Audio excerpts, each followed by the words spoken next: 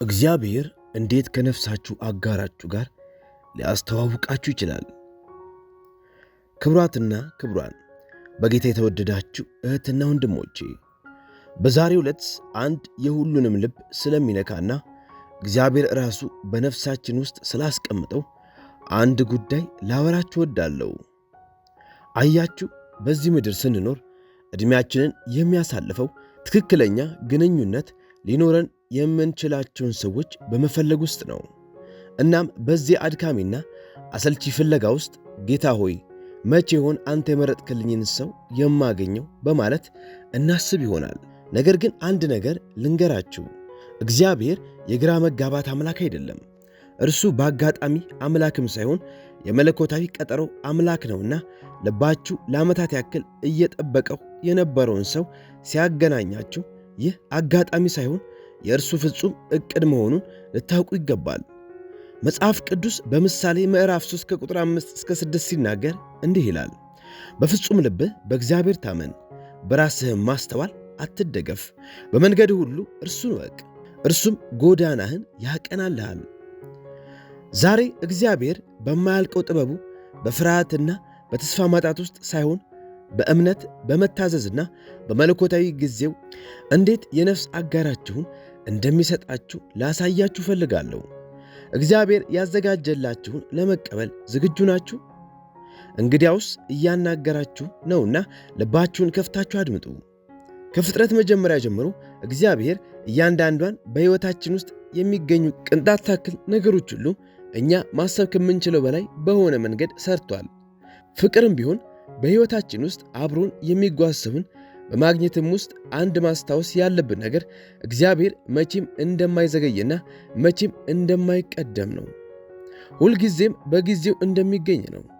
የምንኖረው በሚጣደፍና ሁልጊዜም ካልፈጠንን ዕድሎችን እንደሚያመልጡን በሚነግረን ዓለም ውስጥ ነው።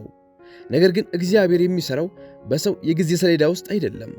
ሁልጊዜም ቢሆን ነገሮችን የሚያደርገው በፍጹም ጥበቡ ነውና መቼም ቢሆን የእርሱ ጊዜ ሊሳሳት አይችልም። ይህንን እውነት በመጽሐፍ ቅዱስ ውስጥ መመልከት እንችላለን። አብርሃምና ሳራን ተመልከቱ።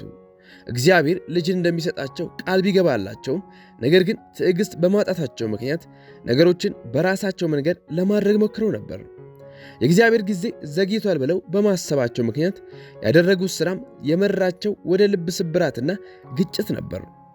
ነገር ግን የእግዚአብሔር ጊዜ ሲደርስ በእግዚአብሔር ቃል መሠረት ይስሐቅ ተወለደ።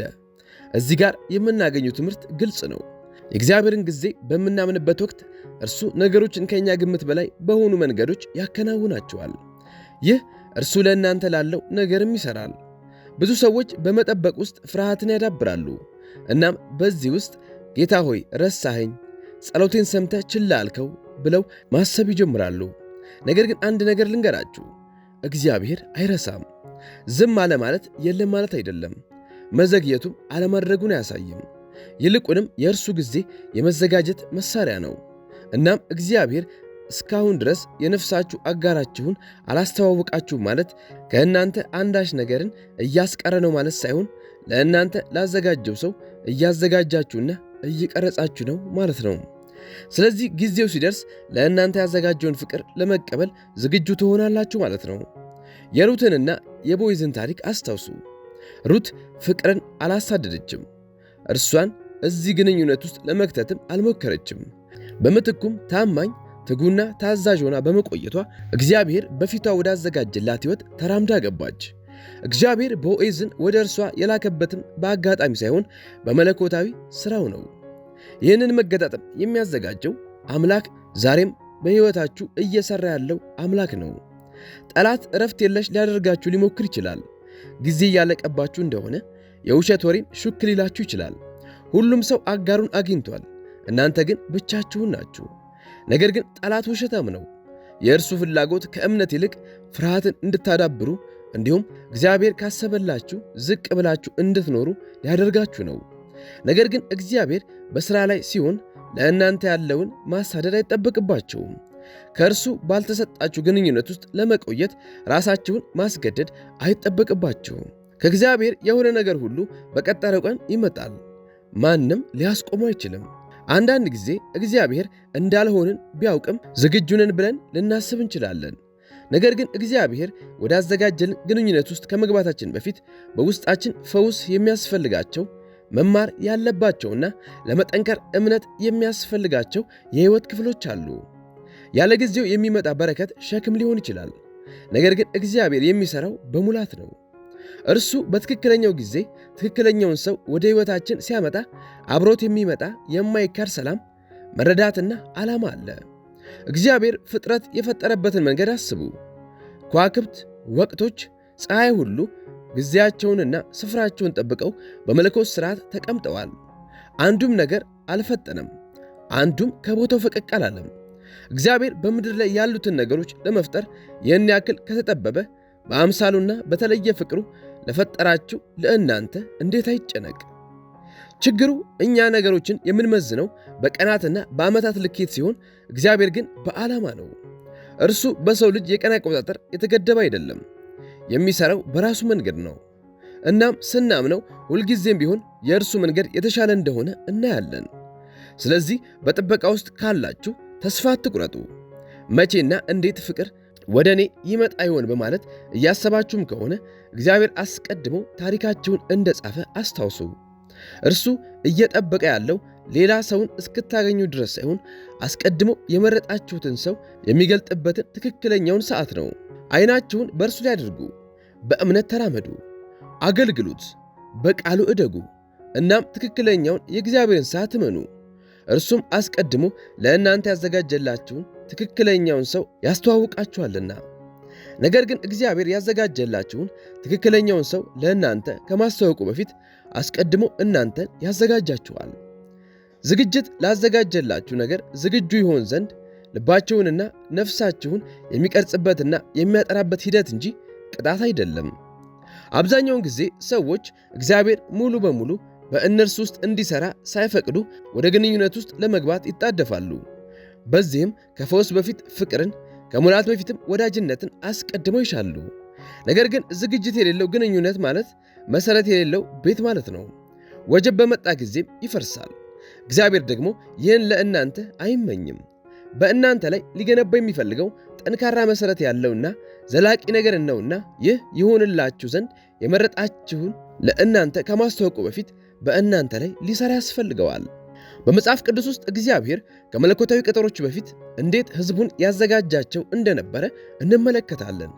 ለምሳሌ ዮሴፍን ተመልከቱ። የመሪነትና የታላቅነት ሕልሞች ቢኖሩትም ወደዚያ ስፍራ ከመድረሱ በፊት ከጉድጓድ በወህኒና በዓመታት ጥበቃ ውስጥ ማለፍ ነበረበት። ነገር ግን በዚህ ውስጥ እግዚአብሔር ዮሴፍ በረከቱን ደህና አድርጎ መሸከም ይችል ዘንድ እያዘጋጀው እንጂ ቃል ኪዳኑን እያዘገየ አልነበረም። ይህ ነገር በግንኙነት ውስጥ ይሰራል። እግዚአብሔር የነፍስ አጋራችሁን ለመግለጥ ብዙ ጊዜን እየወሰደ ከሆነ እርሱ ለእናንተ ላለው ፍቅር እያዘጋጃችሁ ነው ማለት ነው። ፍቅር ትክክለኛውን ሰው ማግኘት ብቻ አይደለም። ብዙ ሰዎች እግዚአብሔር ክብር ያለበት ግንኙነት ቢፈልጉም ነገር ግን አስቀድመው እግዚአብሔር በእነርሱ ውስጥ ሥራውን እንዲሠራ አይፈቅዱለትም። ፍቅርን ይፈልጋሉ፣ ነገር ግን ካለፈ ሕይወታቸው ቁስል አልተላቀቁም። መተሳሰርን ይሻሉ፣ ነገር ግን ትዕግሥትን፣ ትሕትናንና ፍቅርን አላዳበሩም። እግዚአብሔር እንደ ተሰበራችሁና ሌላ ሰው እንዲጠግናችሁ እየጠበቃችሁ ግንኙነት ውስጥ እንድትገቡ አይፈልግም። እርሱ የሚፈልገው እርሱ ብቻ ሙሉ እንዲያደርጋችሁ በማወቅ በሙላት እንድትገቡበት ነው። የቱም አይነት ሰው ምንም አይነት ታላቅነት ቢኖረው እንኳን እግዚአብሔር ሊሞላው ያለውን ቀዳዳ ሊሸፍነው አይችልም። ዳዊትን ተመልከቱት። ንጉሥ ከመሆኑ በፊት እረኛ ነበር። ከመክበሩ በፊት ማክበርን ተምሯል። እግዚአብሔር እርሱን ወደ ዙፋኑ ከማውጣቱ በፊት በብቸኝነት ውስጥ አስተምሮታል። ነገር ግን ዳዊት ቢፈጥን ኖሮ ምናልባትም ለመሪነት ዝግጁ አይሆንም ነበር። በተመሳሳይ መልኩም በፍቅር ውስጥ እግዚአብሔር በእናንተ ውስጥ ያለውን ሥራ ከመጨረሱ በፊት ፈጥናችሁ ከሄዳችሁ ምናልባትም መቼም መግባት በሌለባችሁ ግንኙነት ውስጥ መቼም ልትሸከሙት የማይገባ ሸክምን ተሸክማችሁ ራሳችሁን ታገኙት ይሆናል። የጥበቃ ጊዜ የዝግጅት እንጂ የብክነት ጊዜ አይደለም። ይህ እግዚአብሔር ስለ እርሱ ስለ ራሳችሁና ስላዘጋጀላችሁ ፍቅር እናንተን የሚያስተምርበት ጊዜ ነው። ጌታ ያጸናችኋል፣ እንደ ወርቅ ያጠራችኋል፣ እምነታችሁንም ያጠነክራል። ፍቅር ትዕግሥት ይሻልና ትዕግሥትን ያስተምራችኋል። ፍቅር እምነትን ይፈልጋልና እምነትን ያስተምራችኋል። ፍቅር ስለ መቀበል አይደለምና ራስን አለመውደድን ያስተምራችኋል። ፍቅር ስለ መስጠት፣ ስለ ማገልገልና መሥዋዕትነትን ስለ መክፈል ነው። ሩት መዘጋጀትን የተረዳች ሰው ነች። ባሏ ከሞተ በኋላ ሌላ ወንድ ማሳደድ ብትችልም ነገር ግን ትኩረት ያደረገችው ታማኝነቷ ላይ ነበረ። በዚህም ሰራች፣ አገለገለች፣ ራሷንም በመታዘዝ አስገዛች። ከዛም በትክክለኛው የእግዚአብሔር ሰዓት ቦዔዝ ተመለከታት። ያገኛት በፈለጋ ላይ ስለነበረች ሳይሆን እያገለገለች ስለነበረች ነው። እግዚአብሔር ልቧን እያዘጋጀ ነበርና ትክክለኛው ሰዓት ሲመጣ እርሱ በመረጠላት ሰው ባረካት። ዓለም መቸኮል እንዳለባችሁና ነገሮችን በራሳችሁ መንገድ ማድረግ እንደሚኖርባችሁ ሊነግራችሁ ይችላል። ነገር ግን እግዚአብሔር እንዲህ ይላል፣ መጀመሪያ እኔ ላዘጋጃችሁ። ምክንያቱም እግዚአብሔር ሲቀርባችሁ በሙላት በጥበብ በጥንካሬና የእርሱ ፍቅር ሊቀበል በተዘጋጀ ልብ ነው። እናም ትክክለኛው ጊዜ ሲመጣ የእርሱ ዝግጅት መዘግየት እንዳልነበርና ይልቁንም ስጦታ እንደነበረ ትረዳላችሁ። በዚህ ዘመን ብዙ ሰዎች ፍቅርን በተቻለ ፍጥነት በማግኘት አስተሳሰብ ተውጠዋልና ያለማቋረጥ ይፈልጋሉ። ግንኙነቶቻቸው እንዲሰሩ ይተጋሉ። እናም እነርሱ የማይቆጣጠሩት ከሆነ ዕድላቸውን እንደሚያጡ ያስባሉ። ነገር ግን እግዚአብሔር የሚሠራው በተስፋ መቁረጥ ውስጥ ሳይሆን በመለኮታዊ ቀጠሮ ውስጥ ነው። እርሱ ሁለት ሰዎችን የሚያጣምረው ከግፊት አሊያም ከችኮላ ሳይሆን ከፍጹም ዓላማው የተነሳ ነው። አንድን ሰው በማሳደድና የተሰጣችውን በመቀበል መካከል ትልቅ ልዩነት አለ። ፍቅርን ስታስገድዱት የሚመጣው ከጭንቀት፣ ከግራ መጋባትና ከጥርጣሬ ጋር ነው። ነገር ግን የእግዚአብሔር ፍቃድ ሲሆን ከሰላም፣ ከመረዳትና ከዓላማ ጋር ይመጣል። አብዛኛውን ጊዜ ብቻቸውን ለመሆን ካላቸው ፍርሃት የተነሳ ሰዎች ዘለው ወደ ግንኙነት ይገባሉ። በዚህም የተነሳ መጠበቅ ስለሚከብዳቸው እግዚአብሔር ካሰበላቸው ነገር ለሚያንስ ነገር ራሳቸውን አሳልፈው ይሰጣሉ። ነገር ግን ይህ መፍትሄ አይደለም። እግዚአብሔር ሲንግል ለመሆን በመፍራት ብቻ ወደ ግንኙነት እንድትገቡ አይፈልግም። ይልቁንም ወደዚህ ክብር እንድትገቡ የሚፈልገው በራስ መተማመንና እግዚአብሔር ልዩን ነገር እንዳዘጋጀላችሁ በማወቅ ነው። የእርሱ በረከት የሚመጣው በተስፋ መቁረጥ ውስጥ ሳይሆን ራስን ለእርሱ አሳልፎ በመስጠት ውስጥ ነው። እናም የእርሱን ሂደት ስናምን ትክክለኛውን ሰው በትክክለኛው ጊዜ እንዲመጣ ዕድል እንሰጠዋለን። መጽሐፍ ቅዱስ ለይስሐቅ ሚስት ይፈልግ ዘንድ ስለተላከው የአብርሃም ባሪያ ታሪክ ይነግረናል። ይህም ሰው ብቻውን ከማሰላሰልም ሆነ በራሱ ውሳኔዎችን ከመወሰን ይልቅ ለመለኮታዊ ምሪት ጸለየ። በራሱ ማስተዋል ሳይደገፍም እግዚአብሔር መንገዱን እንዲመራው ጠየቀ። በምላሹም እግዚአብሔር ወደ ርብቃ መራው። ምንም አይነት ግራ መጋባት፣ ግምትም ሆነ ጥፋት አልነበረም። ጥርት ያለ መለኮታዊ ምሪት። እግዚአብሔር የሚሠራው እንዲህ ነው። እርሱ ነገራችንን እንዲቆጣጠር ስንፈልግ በግራ መጋባትና በጥርጣሬ ውስጥ እንድንዋልል እኛን ከመቶ ይልቅ ሙሉ በሙሉ መረዳትን እንድንቀበል ያደርገናል። በግንኙነት ውስጥ እጅግ አደገኛ ከሆኑ ነገሮች ውስጥ አንዱ ከእግዚአብሔር ጥበብ ይልቅ ስሜቶቻችን እንዲመሩን መጠበቅ ነው። ስሜቶች ሊያታልሉን ይችላሉ። ለአሁን ትክክል የመሰለን ነገር ምናልባትም ላይዘልቅ ይችላል። ጠላት ብዙውን ጊዜ ትዕግሥት ማጣትን በመጠቀም ሰዎችን ወዳልተገባ ግንኙነት እንዲገቡ ያደርጋቸዋል። አሁን ይህንን ዕድል ካልተጠቀሙ መቼም እንዲህ ያለ ሰው እንደማያገኙም በጆሮአቸው ሹክ ይላቸዋል። ነገር ግን እግዚአብሔር ልጆቹን ለመምራት የሚጠቀመው ሰላምን እንጂ ፍርሃትን አይደለም። ግንኙነት በእግዚአብሔር ዘንድ ያላችሁን ዋጋ እንድታጡ ከመረጋጋትም ይልቅ ስጋትን የሚጠራባችሁ ከሆነ ከጌታ አይደለም ማለት ነው። ፍቅር ከእግዚአብሔር የሚሰጣችሁ ከሆነ አንድን ሰው ዋጋችሁን እንዲያይ መለመንም ሆነ ያላችሁን ፍቅር ለማረጋገጥ መታገል አይጠበቅባችሁም። እግዚአብሔር የሰጣችሁ ትክክለኛው ሰው በቀጠረው ሰው እግዚአብሔር ዓይኖቻቸውን ከፍቶላቸውና የእናንተን ዋጋ ለመለየት አይቸገሩም። አዳምና ሔዋንን ተመልከቷቸው። አዳም ሔዋንን ሊፈልግ አልሄደም። ነገር ግን በትክክለኛው ጊዜ እግዚአብሔር ሔዋንን አምጥቶለታል። ምንም አይነት ጥረት፣ ማሳደድም ሆነ ተስፋ መቁረጥ ሳይኖር በመለኮታዊ ቀጠሮ ብቻ። እግዚአብሔር አንዳንድ ጊዜ በፍቃዱ ውስጥ አለመሆናችሁን ያውቃልና አንዳንድ ግንኙነቶችን ከመመስረት ያግዳቸዋል። በሩን የሚዘጋብን ሊጠብቀን እንጂ ሊጎዳን አይደለም። ግንኙነቶች የማይሳኩ ከሆነ አንድ ሰው ጥሏችሁ ከሄደ ምናልባትም እግዚአብሔር የማያስፈልገውን ነገር ከእናንተ እያስወገደላችሁ ሊሆን ይችላል። ስለዚህም ላልሆነው ነገር ከማልቀስ ይልቅ እግዚአብሔር የተሻለን ነገር እንዳሰበላችሁ ማመን ተገቢ ነው። እርሱን ስትጠብቁት ትክክለኛውን ነገር እያደረገላችሁ ስለመሆኑ ለአፍታም ማሰብ አይኖርባችሁም። ሁሉንም ነገር ግልጽ ያደርግላችኋል። ይህም ማለት ለእርሱ ስፍራችሁን ለቃችሁ እንዲሠራ መፍቀድ ማለት ነው። እናም ይህንን ስናደርግ እኛ በአእምሯችን ካሰብነው ይልቅ እርሱ ያሰበልን እንደሚሻልና እንደሚበልጥ እናውቃለን። እግዚአብሔር አይቸኩልምና እኛም ልንጣደፍ አይገባም። እርሱ ሁለት ልቦችን ሲያጣምር ዓላማው ከሮማንስ ያለፈ ጥሪ፣ ተልእኮና የመለኮትነቱ ምስክር ነው። እናም እንዲህ ያለውን ፍቅር ሁሉ መታገስ ይገባዋል። ፍቅር እግዚአብሔር እንደሰራው ስለ ወዳጅነትና ስለ ሮማንስ ሳይሆን ስለ ዓላማ ነው። እግዚአብሔር ያዘጋጀው ግንኙነት የስሜት ሙላት ብቻ ሳይሆን ታላቅ ጥሪ ነው። እግዚአብሔር የነፍሳችሁን አጋር ሲያስተዋውቃችሁ ለደስታችሁ ብቻ ሳይሆን ለክብሩም ጭምር ነው። ሁለት ሰዎችን የሚያጣምረው እንዲዋደዱ ብቻ ሳይሆን በጋራ እንዲያገለግሉም ጭምር ነው። መንፈሳዊ ግንኙነቶች የሚመሰረቱት በጋራ ፍላጎቶችና ምኞቶች ላይ ብቻ ሳይሆን በጋራ ተልእኮ፣ እምነትና የአምላክ ፍቃድ ላይ ነው። ብዙ ሰዎች ወደ ግንኙነቶች የሚገቡት አካላዊ ፍላጎቶችን ብቻ በመፈለግና ፍቅር ማለት ራስን ማስደሰት ብቻ እንደሆነ በማመን ቢሆንም ነገር ግን እግዚአብሔር ያዘጋጀው ፍቅር ከዚህ እጅግ የሚበልጥ ነው። ይሄኛው ፍቅር ሁለት ሰዎች ወደ አንድ ስፍራ መጥተው እርስ በርሳቸውን ስለማጠንከር፣ በእምነት ስለማበረታታትና እግዚአብሔር በሕይወታቸው ያስቀመጠውን ዓላማ ስለማሟላት ነው። እግዚአብሔር ሁለት ሰዎችን ሲያጣምር ይህንን የሚያደርገው እኛ ማየት ከምንችለው ባለፈ ዓላማ ነው። ይህ አጋር ስለማግኘት ብቻ ሳይሆን ለክብሩ ምስክር የሚሆንን ነገር ስለማቆምም ጭምር ነው። በመጽሐፍ ቅዱስ እግዚአብሔር ጋብቻን እንዴት በዓላማ እንዳጸናው እንመለከታለን። አዳም ሚስቱን ከማግኘቱ በፊት የተቀበለው ኃላፊነት ነበረ። ይህም ኃላፊነት በኤደን ገነት መቆየት፣ ከእግዚአብሔር ጋር መዋደድና ፍቃዱን መፈጸም ነው። ከዚያም ጊዜው ሲደርስ እግዚአብሔር ሔዋንን ሰጠው። ወዳጁ እንድትሆን ብቻ ሳይሆን እግዚአብሔር በሰጠው ሥራ ውስጥም ረዳቱ ትሆን ዘንድ ጭምር ነው። ሔዋን ቆይታ የመጣች ሳትሆን ቀድሞው በእግዚአብሔር ዓላማ ውስጥ የነበረች ናት።